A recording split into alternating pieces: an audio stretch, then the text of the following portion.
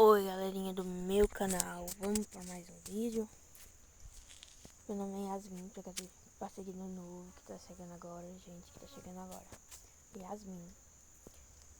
E eu botei o vídeo aqui do sítio.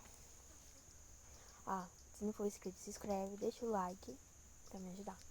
E vamos lá para mais um vídeo. Pronto. Hoje o que eu vou fazer, deixa eu explicar pra vocês. Hoje eu tô tirando lenha. Foi pro meu aniversário. Em agosto do aniversário você vai fazer fogueira? Sim. O que tem? Bom, já tirei, ó. Eu vou mostrar aqui a vocês o que eu já tirei. Já tirei esse. E ali, eu tô achando umas coisas aqui. Umas lenhas aqui. Aí, gente, eu vou tirar pra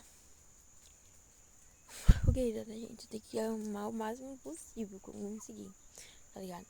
Vamos lá. Vou tentar aqui tirar a lenha e gravar.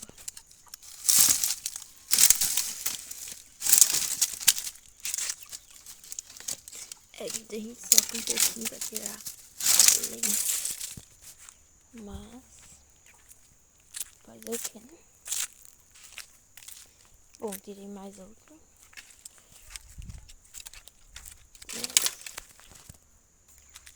Vamos lá, gente, continuar. Eu vou tentar botar aqui num canto do celular pra gravar pra vocês. Não sei se vai dar muito certo, né? Mas gente, eu vou ter que virar o lado.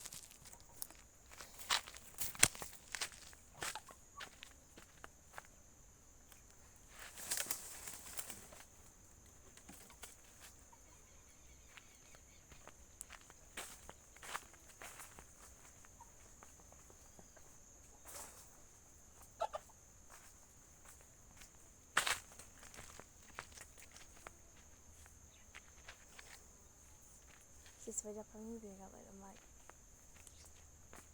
tem aqui ainda. Eu vou rodear pro outro lado. Eu vou rodear para o outro lado para poder pegar. Vou pegar a carroça ali e vou rodear pro outro lado. Porque tem bastante coisa aqui. Ó, tem esses aqui, tem aqui. Tem esses aqui. Gente, eu não me esqueço que o vídeo é deitado. Aí eu vou pegar a carroça agora. Deixar em pausa aqui. Quando eu vou voltar já lá pegando a lenha, tá? Já volto. Esperem aí. Quer dizer, mas vocês não precisam esperar não, porque vai ser um corte aí eu já volto coisado. Peraí.